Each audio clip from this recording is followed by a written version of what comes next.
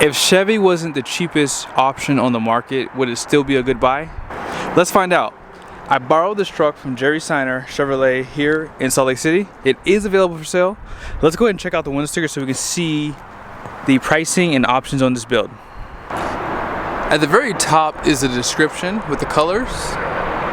Be sure to pause it for the standard equipment. Base price comes in at $57,100, and here are all the options. So you have the Duramax, All-Star, Gooseneck, leather, you have the heat.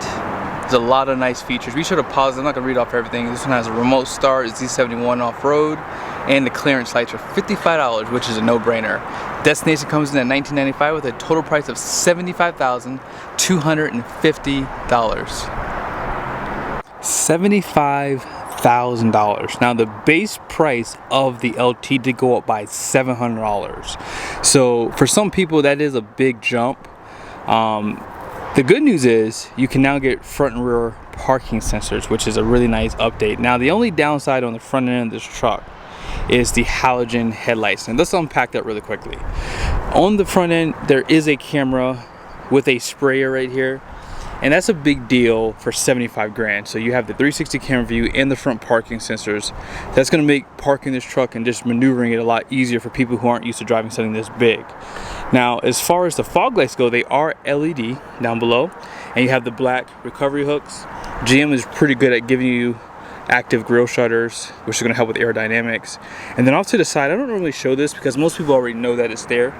You do have the engine block heater on the side, and black fender flares right there. 18-inch wheel, love this design too, and it's wrapped in a Michelin tire.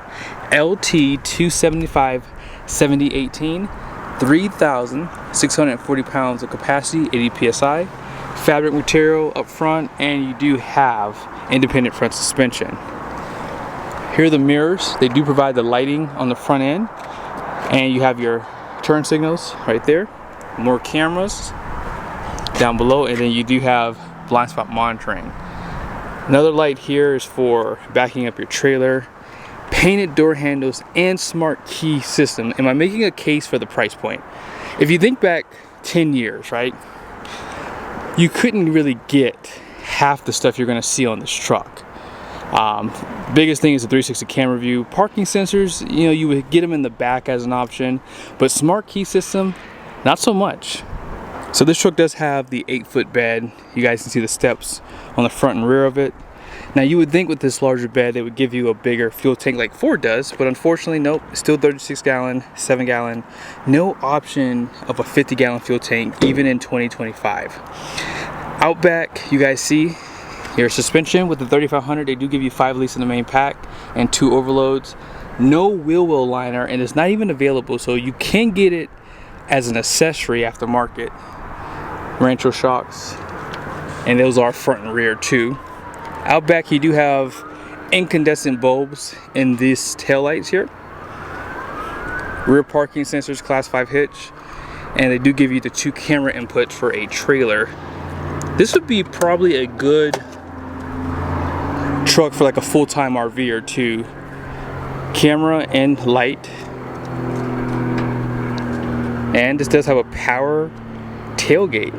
4 and 7 pin. And you have your 5th wheel prep package, and then there's a camera for your bed view. And check that out. Again, something that you could not get on a truck just 10 years ago at this trim level. This truck does have a 342 rear end, and it has an automatic locker. And you guys see the spare tire, just a Steely. But a Michelin tire though, that's not bad. Not bad at all actually. Now let's go ahead and pop the hood and talk about this Duramax.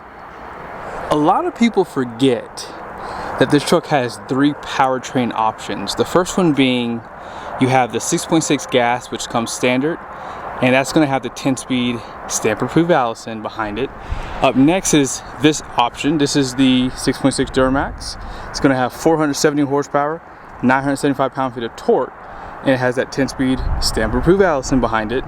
Also, you have the Duramax with the PTO. If you don't know what PTO is, it's power takeoff. So if you need to run something like a crane or something like that, if you want to add that to the truck, you do have an option for that on this truck, and a lot of people don't really know that it's there. But when you get the work truck and LT trims, it's available. I believe the LTZ might be available with it too, but you'd have to check online. Now this is where I think GM justifies their price, the interior. Look at the overall design for the interior. All this is pretty much soft touch. You have auto up and down for the driver's side, auto down for everything else. Power folding mirrors on the outside. And it is manual for tow mode, so you have to pull it out manually. But check this out. You do have a 10-way seat on the driver's side. On the passenger side, however, it is manually operated and there is no lumbar adjustments, which is kind of a downgrade. Now, down here, I like to show this sticker, 3,059 pounds. I believe that's what it says, right? 3,059 pounds. That's for a bed camper, okay? I'll show you guys the payload here in a second. Up top, decent storage.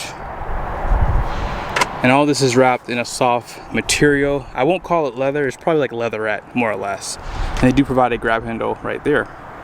Now on the driver's side, you do have your full drive system, electronic parking brake, lightings here. And then stepping in, they do give you this kick plate design. And as I said, they do provide these front and rear, which is nice. Because getting in here is kind of tough. It's pretty tall because this one doesn't have any running boards on it. And then check out your large screens. Again, most of this stuff was not even available, even on the higher trims. Like back in 2019, you couldn't get a digital gauge cluster. Now some people are gonna say, well, you don't really need that on a truck. I get that. But it is a lot more user-friendly. Tilt and telescoping steering wheel. This is also a heated steering wheel too. Push button start.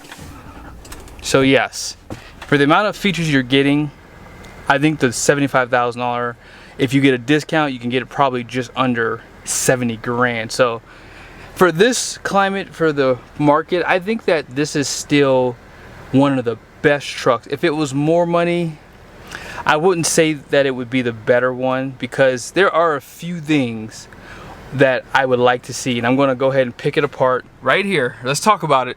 I like to see a gauge summary. I know that this is beating a dead horse. I know some of you guys don't care about this, but it's nice to see temperatures. Number two, they don't show you what gear you're in. So if you put it into 10th gear and you're driving up a steep grade and it downshifts, well, you don't know what gear you're in. It doesn't show that to you. It just shows you that you've locked it into whatever gear you've chosen, and that's it. So I would like to see just more information. Now, navigation is on this truck, as you guys can see there.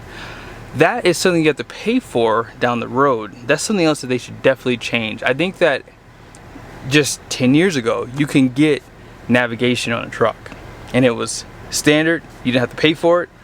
And yeah, now you do. But 360 camera view, really nice feature there. And they have the most clearest cameras. Also, as I said earlier, you had a bed view. You can zoom in. Now, if you do have a gooseneck or fifth wheel trailer, they do provide a backup line too. You can't see it when you zoom in, but it's right there. And it does work with the steering wheel. And then here's some of your controls. You have your exhaust brake right there. Lane keep assist. And it's just a alert, so it's not going to steer you. Parking sensors. You can drop the bed and you can lift it up from inside. Caution lights, traction control, and downhill assist with that Z71 package. They do provide a lighter color roof on this truck, and this one does have the LED lighting, home link, and power sliding rear glass. And you guys see that it does have the defrost in the rear too. That's something that Ram makes optional on like the bighorn trim level, and that's a weird situation in my opinion. But your trailer brakes right here, dual climate control, and as I mentioned earlier, you have the heated seats top and bottom, and you can just choose to do the top or the top and bottom together, which is a nice feature. USBs are right there. A little bit of storage right here because you didn't have a spot up there for your sunglasses. And if you care to see the vanity, there is no lighting on either side. And because this is a 6-passenger, check this out. You have your cup holders, a little bit of storage right here, and it says flip up, and there is more storage below. And this is lockable too, so if you want to maybe put something like this under here, let's see. Let me trigger a few guys really quickly. I haven't done this in a while. Here we go. Triggered. Yes, firearm in the truck. So you could put this in here, and as I said, you can lock this right there. Out back, a little bit of storage in the door. seat back on both sides, and you have the storage built into the seat back. And down below, flat floor surface and 120 volt power plug there, 2 USBs, type A, type C. And as far as the payload goes, let's check it out.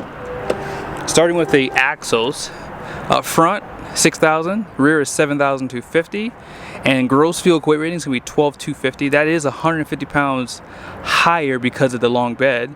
18 by 8 wide wheels, and then payload is 3,959 pounds. It's not bad. 20,000 pound conventional towing, 21,490 for gooseneck and fifth wheel. And then you guys see right there, curb weight is 8,291 pounds. And then on the yellow sticker, you guys can see the PSI for the tires, 60 up front, 80 in the rear. So let me know in the comment section, do you think this truck is worth $75,000? Sorry about that. Somebody ran over to me and asked me to move the truck. So yes, let me know in the comment section, do you think this truck is worth $75,000? See you guys soon.